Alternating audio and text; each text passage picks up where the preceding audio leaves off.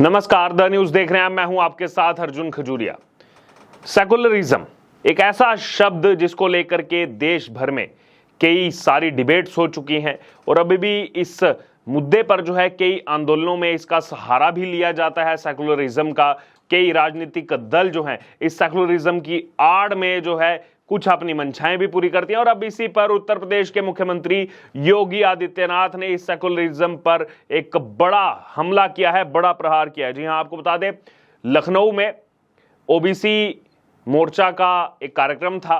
Uttar Pradesh BJP में जो OBC मोर्चा है और उसमें प्रदेश भर से जो कार्यकर्ता हैं ओबीसी मोर्चा के वो शामिल हुए और इसी बीच जब उत्तर प्रदेश के मुख्यमंत्री योगी आदित्यनाथ का वहां पर भाषण हुआ तो फिर से अपने उसी अंदाज में नजर आए योगी आदित्यनाथ और कहीं ना कहीं अपने भाषण में उन्होंने जिक्र किया, सेकुलरिज्म का जिक्र किया।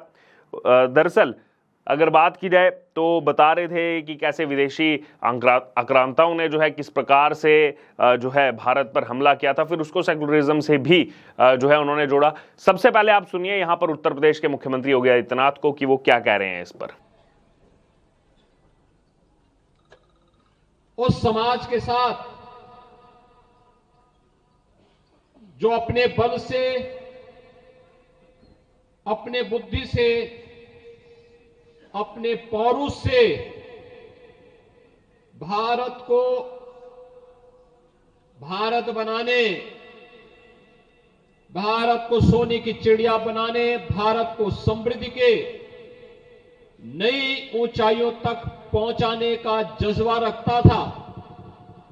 जब एक साजिश के तहत उसे आपस में ही लड़ा करके उसके सामने उसके सत्व के बोध को समाप्त करवा दिया गया, तो एक पहचान का संकट न केवल इस समाज के सामने बल्कि पूरे देश के सामने आ गया था। और यही कारण है, वे ताकतें जानती थी कि अगर ये समाज ऐसे ही पराक्रमी रहा, ऐसे ही पौरुष से भरपूर रहा, तो दुनिया की कोई ताकत, दुनिया का कोई आक्रांता भारत का बाल बांका नहीं कर पाएगा। और इसके लिए उन्होंने साजिश रची, आपस में लड़ाने की साजिश रची, आपस में ही एक दूसरे को भिड़ाने की साजिश रची और परिणाम हम सबके सामने है। जो कार्य कभी विदेशी आक्रांता करते थे, आज वही कार्य तो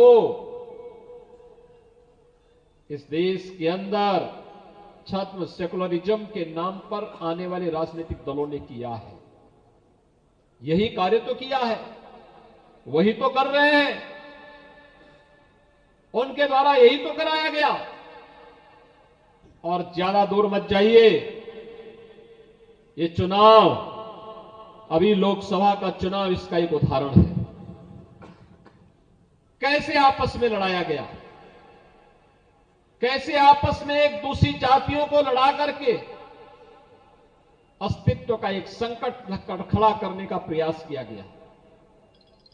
और फिर कौन नहीं जानता आप में से, ये समाज अगर अपने पौरुष और पराक्रम के लिए जाना जाता था तो भारत की परंपरा और भारत की संस्कृति के प्रति उतनी ही अटूट आस्था के लिए भी जाना जाता था। तो यहां पर सुना आपने उत्तर प्रदेश के मुख्यमंत्री योगी आदित्यनाथ को। उन्होंने कहा कि एक पहचान का संकट वो ओबीसी वर्ग के लिए कह रहे थे कि ना केवल इस समाज के सामने बल्कि पूरे देश के सामने आ गया था और यही कारण है कि वह ताकतें जानती थी कि अगर इस समाज को अगर ये ऐसे ही पराक्रमी रहा, ऐसे ही पौरुष से भरपूर रहा तो दुनिया की कोई भी ताकत, दुनिया का कोई भी आक्रांता जो है वो भारत का बाल भी बांका नहीं कर सकता। फिर आगे उन्होंने वो साजिश की बात की कि इसीलिए जो है साजिश रची गई, आपस में लड़ाने की साजिश रची गई, आपस में ही एक दूसरे को लड़ाने की साजिश रची और परिणाम हम सबके सामने है। फिर आगे योगी आदित्यनाथ ने कहा कि जो कार्य कभी विदेशी आक्रांता जो है करते थे, आज वही कार्य इस देश के अंदर सेकुलरिज्म के नाम पर आने वाले राजनीतिक दलों ने किया है। तो यहां पर बड़ा हमला उन दलों पर किया है योगी आदित्यनाथ ने जो कहीं ना कहीं सेकुलरिज्म का नाम लेते हैं, सेकुलरिज्म की आड़ में जो बात करते हैं। और यही उन्होंने कहा कि सेकुलरिज्म के नाम पर इन राजनीतिक दलों ने जो है वही कार्य देश के अंदर से किया है जो पहले विदेशी आक्रांता बाहर से आकर के करते थे।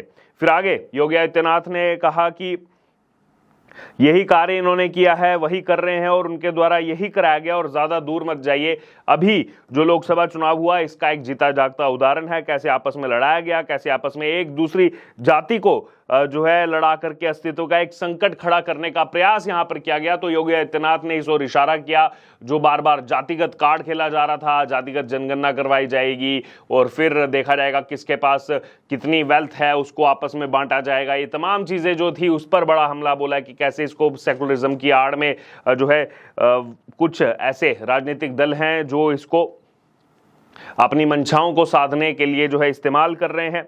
फिर आगे योगी आदित्यनाथ ने कहा कि कौन नहीं जानता कि आप में से ये समाज अगर अपने पौरुष और पराक्रम के लिए जाना जाता था तो भारत की परंपरा और भारत की संस्कृति के प्रति भी उतनी ही अटूट आस्था के लिए भी जाना जाता था। इसके बाद योगी आदित्यनाथ ने जोड़ा कांवड़ यात्रा से, जो इस समय कांवड़ यात्रा चल रही है। पहले सुनिए क्या कह रहे हैं कांवड़ यात्रा को लेकर के उत्तर प्रदेश के मुख्यमंत्री योगी आदित्यनाथ। इस समय पश्चिमी उत्तर प्रदेश में कांवड़ यात्रा चल रही है। याद करिए, यही कांवड़ यात्रा इस कांग्रेस और समाजवादी पार्टी की सरकार के समय, बहुजन समाजवादी पार्टी की सरकार के समय प्रतिबंधित की गई थी। ये केवल एक कांवड़ यात्रा नहीं है, ये केवल शिव भक्तों का एक मंगल गान नहीं है, उनकी यात्रा भर नहीं है। इसके साथ रोजगार भी जुड़ा हुआ है।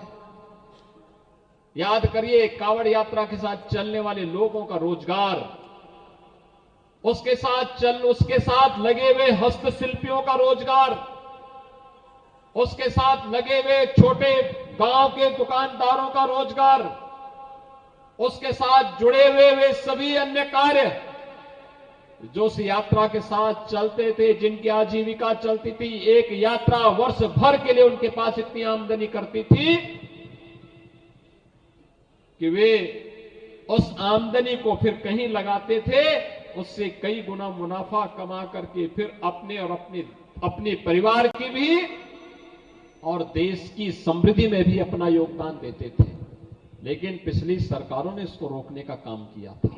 तो सुना आपने उत्तर प्रदेश के मुख्यमंत्री योगी आदित्यनाथ को कांवड़ यात्रा को लेकर के जो उन्होंने कहा है कि इस समय जो है कांवड़ यात्रा चल रही है। और याद करिए, यही कांवड़ यात्रा इस कांग्रेस और समाजवादी पार्टी की सरकार के समय जो है परिवर्तित की गई थी और उस समय जो है बैन कर दिया गया था। केवल एक ये कांवड़ यात्रा नहीं है बल्कि शिव भक्तों का केवल मंगल गान नहीं है, ये यात्रा जो है रोजगार से भी जुड़ी हुई है। लोगों का रोजगार जो है वो इससे चलता है और इससे जो आजीविका उनकी चलती है, परिवार की समृद्धि के लिए वो काम करते हैं, देश की समृद्धि में अपना योगदान देते हैं। और पिछली सरकारों की अगर बात की जाए तो उन्होंने इसको रोकने का काम किया था। तो फिर से जो है कांवड़ यात्रा को लेकर के भी जो बाकी विपक्षी दल हैं जिनकी सरकारें रही हैं, सीधे तौर पर समाजवादी पार्टी, कांग्रेस पार्टी, उन पर कहीं ना कहीं ये बड़ा हमला और कांवड़ यात्रा का भी इसमें जिक्र किया गया, सेकुलरिज्म का इसमें जिक्र किया गया। अब आप इसको किस प्रकार देखते हैं, आपकी इस पर क्या राय है?